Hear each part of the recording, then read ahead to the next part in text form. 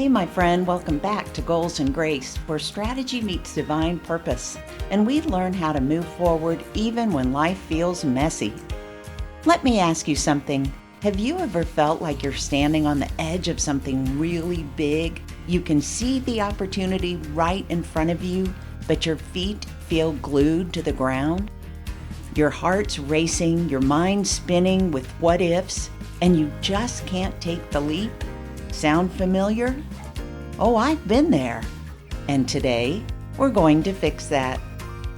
Welcome to Goals and Grace, the podcast for accomplished women who are ready to align their ambition with faith and step into their highest potential. I'm Reverend Juliet Spencer, a certified high-performance coach and former pastor, and I'm here to help you break free from imposter syndrome, embrace gratitude, and lead with clarity, purpose, and peace. Each week, I'll share faith-filled encouragement, personal stories, and proven strategies from books like High Performance Habit, as well as from my coaching program, The Purpose and Peace Pathway, to help you achieve success without apology. You'll walk away with tools to lead boldly, live intentionally, and honor the calling on your life. Let's step into our calling together. Don't forget to follow the podcast and share it with a friend who's ready to grow.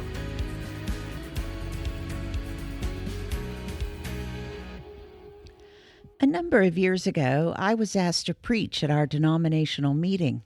There would be about 1,000 people in attendance, but more importantly, it would include all of the denomination's clergy in Louisiana, which is where we live.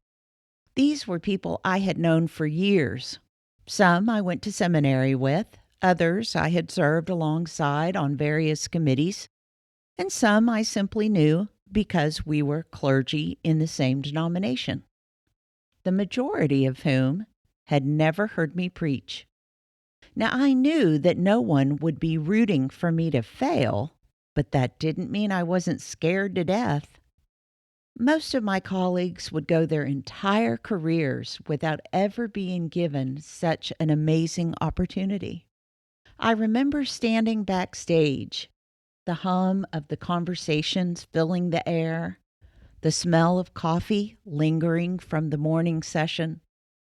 My hands were shaking so badly as I clutched my few notes. And I remember that I was so nervous I couldn't even feel my feet. And yet, oddly, at the same time I was sweating so much, I was afraid my mascara would run. My mind was racing with thoughts like, what if I forget everything? What if I mess this up in front of all of these people? And yet, despite the fear, I took a deep breath and stepped forward. But here's the thing I didn't realize until much later. I didn't need to feel confident to step out onto the platform. What I needed was courage. And courage isn't about feeling fearless. It's about showing up even when you're scared out of your mind. It's about taking the leap, trusting that you'll figure it out as you go. Maybe you've had a similar moment, walking into a new job or launching a project, or maybe even having a tough conversation that you've been avoiding. Here's the myth that so many of us bought into. I can't take the leap until I feel confident. But my friend, confident isn't a ticket you wait in line for. It's the byproduct of action. Think about it. No one feels ready to drive the first time they get behind the wheel. You're nervous, you're overthinking every move, and you're convinced that you're going to crash. But you do it anyway. And yeah, maybe you stall out or you take a wrong turn. But with every mile, you get a little better and a little more confident. That's how confidence works. It's not something you wait for. It's something you earn by doing the thing over and over again. So if you've been waiting for confidence before you start, that's the trap. Confidence isn't the prerequisite, it's the result. So let's make this super practical. If you want to build confidence, here are 4 steps I've seen work again and again with my clients and in my own life. Step 1: start small and stay consistent. Think of confidence like a muscle. You don't walk into the gym and immediately deadlift 200 pounds. You start with what you can lift and you show up consistently until your strength grows. The same is true with confidence. Those tiny steps may feel insignificant, but here's the secret: they stack. Each action builds evidence that you are capable, and over time, that evidence becomes the foundation of confidence. Consistency beats intensity every time. When I first started coaching, I didn't feel ready to take on big clients. So I started small. I offered free sessions to a few friends and colleagues just to practice. I didn't have a fancy website, or any website, or a polished pitch, but I showed up consistently. And over time, those small steps added up. Those free sessions turned into referrals, and those referrals turned into paying clients. Confidence didn't come from waiting, it came from showing up one small step at a time. Maybe for you, it's not about coaching. Maybe it's about speaking up in meetings or starting that side hustle you've been dreaming about. Whatever it is, don't wait for the perfect moment. Start with what you can do today and let consistency do the heavy lifting. So, what's one small step you can take this week to build confidence in an area you've been avoiding? Write it down and commit to it. Step 2: shift from self to service. Many of our doubts come from focusing on ourselves. What if I stumble? What if they don't like me? What if I'm not enough? But when we shift the question from how am I going to look to how can I help, something powerful happens. I've learned this in my coaching sessions. If I show up worried about being impressive, the conversation feels heavy. But when I walk into the conversation asking, how can I serve this person right now, the weight lifts. The focus isn't on me anymore, it's on the value that I can bring. And that's a huge difference. Here's the thing: people don't need us to be flawless, they need us to be present. When you make service your goal, the spotlight shifts off your insecurities and onto the impact that you're making. And impact builds confidence. The very first time I was assigned to be the lead pastor, and by lead I mean only pastor, of a congregation. I'd served on the staff of larger churches before, but I'd never been the pastor.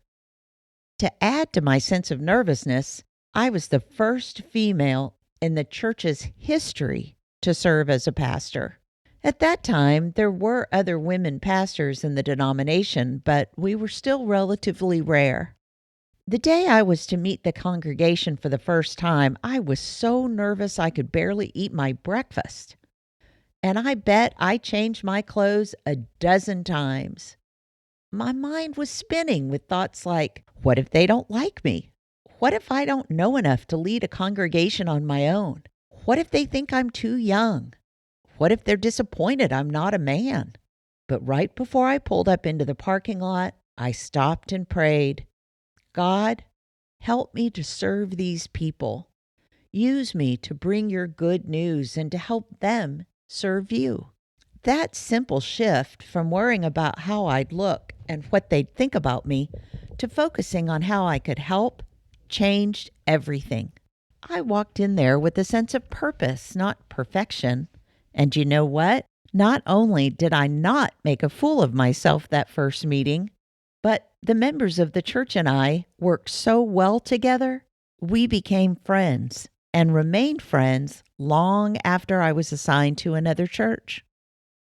What would it look like for you to shift your focus even more from self to service? Maybe it's asking, how can I encourage my team today instead of wondering, what will they think of me? Or maybe it's in considering how you can add value to a meeting instead of wondering, do they think I'm smart enough to be in the room? When you focus on serving others, I promise confidence follows. Where have you been focusing too much on yourself instead of on the value that I know you can bring? How can you shift your mindset to service in that situation? Step 3, ground yourself in faith. Confidence rooted only in yourself will always feel shaky because, let's be honest, we all have limits. We mess up, we forget, we get tired. But confidence rooted in God's presence is unshakable. When I pray before stepping into a big moment, when I affirm God's promises over my life, or when I simply breathe in and remind myself that I'm not walking into this room alone, then everything shifts. There was a time when I felt completely overwhelmed. I was trying to be a present and supportive spouse, mom, and daughter. I was leading my church through the difficult task of rebuilding after 2 back-to-back hurricanes. And on top of that, I was beginning my coaching practice. I remember sitting in my car before a big meeting, feeling like I had nothing left to give. But then I took a deep breath, closed my eyes, and prayed, Lord, I need you to show up with me today. And in that moment, I felt this incredible sense of peace, and not for the first time. It didn't erase all of my nerves, but it did remind me that I wasn't walking into that room alone. That's the kind of confidence that doesn't depend on how strong I feel. It depends on how strong God is. One of my favorite verses is from Romans chapter 8. It reads in verse 28, we know that God works all things together for good for those who love God and who are called according to his purpose. In other words, even if I fall flat on my face, God will continue working in me and in the situation to redeem it and to bring it to a place of goodness. It might not look like I think it should, and it might not happen in my own time, but God's mercy and grace will nonetheless be present. Another verse that continues to give me strength is from Philippians chapter 4, verses 6 and 7. Do not be anxious about anything, but in everything by prayer and supplication with thanksgiving, let your requests be made known to God. And the peace of God, which surpasses all understanding, will guard your hearts and your minds in Christ Jesus. Now, that doesn't mean that you'll never feel nervous, but it does mean you can step forward knowing your confidence isn't about perfection, it's about God's presence with you. When I think about confidence rooted in faith, I'm also reminded of Isaiah chapter 41, verse 10. Do not fear, says the Lord, for I am with you. Do not be dismayed, for I am your God. I will strengthen you and help you. I will uphold you with my righteous right hand. This verse has carried me through so many moments of doubt. It's a reminder that when I feel weak, God's strength is unshakable. And that's the kind of confidence that doesn't waver. It's not about how strong I feel, but about how strong God is. If God has placed big dreams in your heart, then God will be with you as you move forward to fulfill them. Let me say that again. If God has placed big dreams in your heart, then God will be with you as you move forward to fulfill them. So let me ask you, what's one area of your life where you need to lean more on God's strength than your own? And how can you invite God into that space? Step 4, celebrate your wins. Confidence grows when we take time to acknowledge our progress. Too often, we're so focused on the next goal that we forget to celebrate how far we've come. But here's what I know. Every small win is a building block of your confidence. When I first started coaching, as I already mentioned, I did not feel ready to take on big clients. But after every session, I'd take a moment to reflect and say, wow, I'm proud of myself for showing up today. That simple act of celebration reinforced my belief in my ability to figure things out. So this week, I challenge you to celebrate one win, big or small. Write it down, share it with a friend, or just say it out loud. I'm proud of myself for... And that brings me to grace. Grace isn't about having it all together. It's about showing up anyway. It's about taking the step, even if your voice shakes, even if you feel imperfect, even if your mascara runs. Because God's grace fills in the gaps where our confidence feels thin. Here's what I want you to remember, my friend. Confidence isn't something you wait for, it's something you build. It's the result of small, consistent actions. It's the byproduct of shifting your focus from yourself to serving others. And it's unshakable when rooted in God's presence. Right now, I want you to think about one area of your life where you've been waiting for confidence before taking action. Maybe it's starting that side hustle, having that tough conversation, or stepping out into a leadership role. Maybe it's volunteering for something at church. Whatever it is, I want you to write it down, and next to it, write one small step you can take this week to move forward. Remember, confidence isn't waiting for you, it's waiting on you. And don't forget to celebrate your progress. Every time you take a step, no matter how small, take a moment to acknowledge it and write it down. Share it with a friend or just say out loud, I'm proud of myself for showing up. Confidence grows when we recognize how far we've come. In fact, I'd love to hear about it. Share your win with me. I'll be right here cheering you on. Here's what I want you to remember, my friend. Confidence isn't something you wait for. It's the result of small, consistent actions. It's the byproduct of shifting your focus from yourself to serving others. And it's unshakable when it's rooted in God's presence. So this week, I challenge you to take one step, just one. Picture yourself standing on the edge of that big opportunity. Feel the fear and the doubt and the hesitation. And then take a deep breath and step forward. Because confidence isn't waiting for you, it's waiting on you. And I promise when you show up, God will meet you there.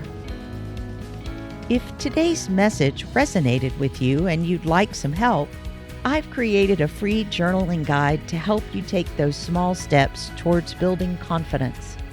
But if you need a quick start, I've created a mini guide as well. You can find them both on my website, revjulietspencer.com/home, or you can find it in the show notes. Both are packed with prompts and exercises to help you reflect, take action, and celebrate your progress. Thanks for tuning in to Goals and Grace. If today's message encouraged you, then share it with a friend who might need the reminder that confidence grows with action. Keep showing up with grace for yourself and boldness for the journey ahead. And until next time, my friend, God bless.